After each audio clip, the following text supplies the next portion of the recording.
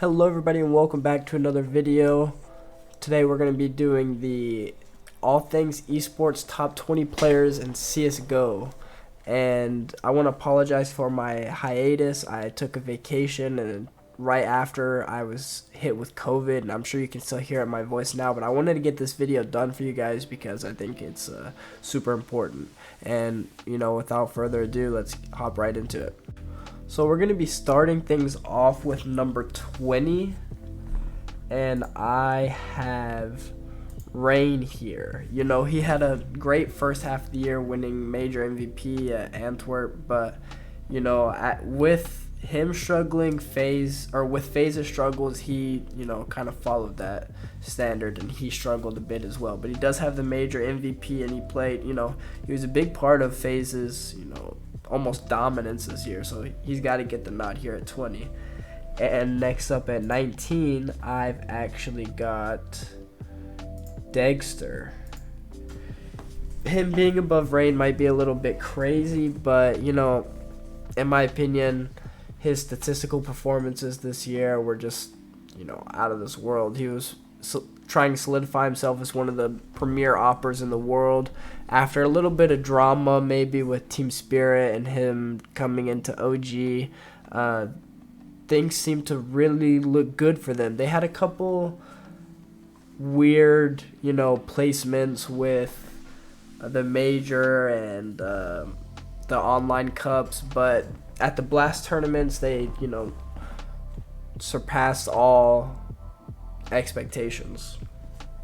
And next up at 18, I've actually got Sunpius, who, after not the greatest start to the year, Movistar Riders turned it up in the summer, winning ESL Challenge for Valencia, beating Furia and Outsiders, the major champions, making it to IEM Cologne without dropping a match, beating Vitality, and then making it to the semifinals of IEM Cologne, beating teams like Liquid along the way. It was just, a great showing from them. And Sunpius was the leader of that, statistically anyways. And after that, going to INT, he continued his dominance with his capabilities, and as the list, fills itself out, you'll realize that this is the year that was dominated by oppers. Next up, I've got I guess they were never teammates, but alumni of INTS, I've got Spinks. Since joining Vitality, he's had his moments, but I would definitely say he's had, not the best. He's probably got more red than green in the stat sheet if you were to look at his stats in joining Vitality, but he's had some moments, and he's been asked to be more of a leader in the team as well, talking about how on a map like Mirage, he was asked to kind of take over on the CT side. And I just kind of think that speaks to the testament of him as a player. And then next up, I've got the other major MVP in Jame. And Outsiders didn't have the greatest year, especially with them having to be dropped by Virtus Pro, but all things considered, Jame continued doing his thing, always putting up the stats, always leading that team, playing that unconventional style, and he wound up winning the major off of it and getting the major MVP, so he's got to get his props, and here he is. Next up, I've got Hunter. G2's had its ups and downs, and with him being in here, Nico and Modesty are going to be in here, so it might be a little bit controversial to have them have 3 players, but according to HLTV, they're one of the 3, teams of the year. But with G2 having its ups and downs and its roster turmoils and whatnot, Hunter has been a rock for them. Always, he may not be the best performer in a tournament, but he can pop off and win you a map, and he's never really going to be the reason you lost. And after him, I have the hard carry of Mouse, Frozen. He just played great all year. He had great performances everywhere. Didn't even really seem like he had a bad map. There's not a whole lot to say. Miles made it to the semifinals off his back, really. And even though they didn't have the best success, Frozen was always there playing as best as he could. And he's got a bright, bright future. And right after him, I have got Quesarado from Furia. Now, I thought about putting him higher, and I even thought about putting Yuri on this list, but I just feel like their performances this year didn't permit them to have two players in the top 20. You know, making the playoffs only 3 times all year, failing to win an event like ESL Challenger Valencia, event like the Roubaix Cup, just stuff like that. Furia needs to be contenders for those events at least. It's just, and they have, you know, a Quesarado-esque player who arguably could be in the top 5 statistically speaking at least, and it's just hard to see this go to waste almost. And right after that, we've got the new addition to Team Liquid and Yakindar, and it was really hard for me to not put another player from Team Liquid on this list, but you know, I think these young men down here, Sunpius, Dexter, they deserved it a little bit more. They played really well. Rain is a major MVP. You know, Liquid hasn't won anything, so I'll give them the benefit of the doubt. But Yakindar, despite that, played out of his mind, really. And I'm really excited to see what he can do with this team going forward. And the last player of the 11 through 20s is Monasi. You know, I wanted to put him higher, I really did, but the players above him are just have got everything you want. You know, the stats, the championships, the MVPs, everything. So sorry, Monasi, but next year I expect him to be top 5. You know, the second after the addition of Huxi, Monasi was the best player on G2, and that's on a team with Nico on it. So, you know, I'll give him his flowers. And here I'm going to have a streak of FaZe players: Twist, Rops, and Brokey.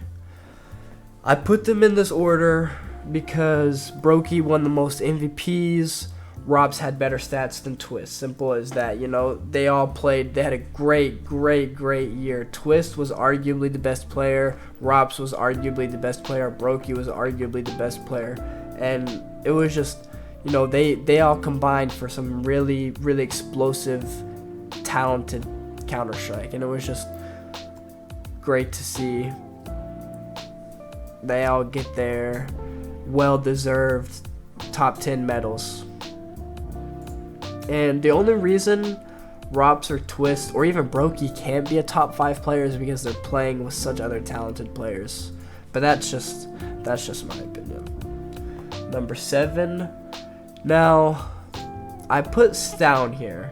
Him being above these FaZe players may be a little crazy, but Heroic's consistency throughout the entire year is, you know, almost astounding to me. And Stown is their best player. Simple as that. There's no other player from Heroic in the top 20, so Stown deserves the credit for what they've accomplished. Well, it is a team effort. Cadian and their exist.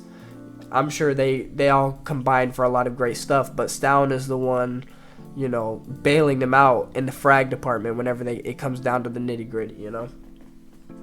And then the top 6. Number 6, here we go. I've got Blame F. His stats this year were just out of this world. You know, that him and Nico had almost the exact same stats, and the only reason I didn't put Blame F above him was because Astralis accomplished even less than G2 did this year. And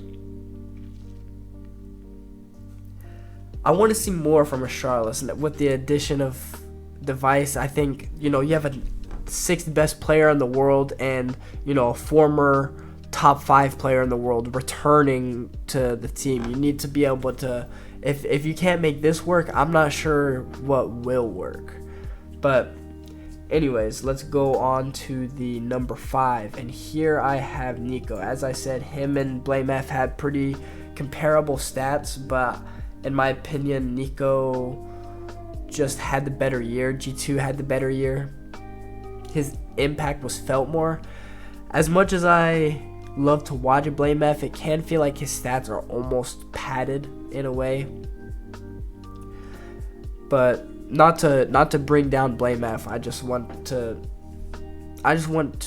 describe that Nico's impact is felt differently than BlameF's. And then here I've got the Cloud9 duo, Axile and Shiro.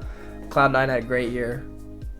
They and Heroic were the 2 most consistent teams of the year. FaZe was number 1, Na'Vi was number 1, but those 2 teams were at every event and made the playoffs of every event. And Shiro statistically was better, but Axile deserves all the credit in the world. I've seen him pull off a lot of CT-sided backpacks. And here at number 2, I have got ZywOo. I really wanted to put ZywOo at number 1, but Na'Vi just had the better year. Simple had the better year. After the Spinks edition, ZywOo was the best player in the world and still is right now the best player in the world. But we're taking into account, it's 2022. It's the best players of 2022. Trying to cut any recency bias out of it. But we'll see what ZywOo can do for the rest of this year. Vitality, their roster construction just doesn't give me as much hope. Spinks is a really good player, Magisk is a really good player, Dupree is a really good player, but it feels like they just don't have it, if that makes sense, as a team. And yeah, this is my top 20 players of CSGO. And I think that's about all I have for you guys today. I want to thank you guys for watching. If you made it this far, I know you enjoyed the video. Make sure to drop a like, subscribe if you're new, all that. I appreciate you guys so much. Happy New Year's. Look forward to the rest of 2023 with you. And I hope to grow this fan base to something unbelievable. Thank you.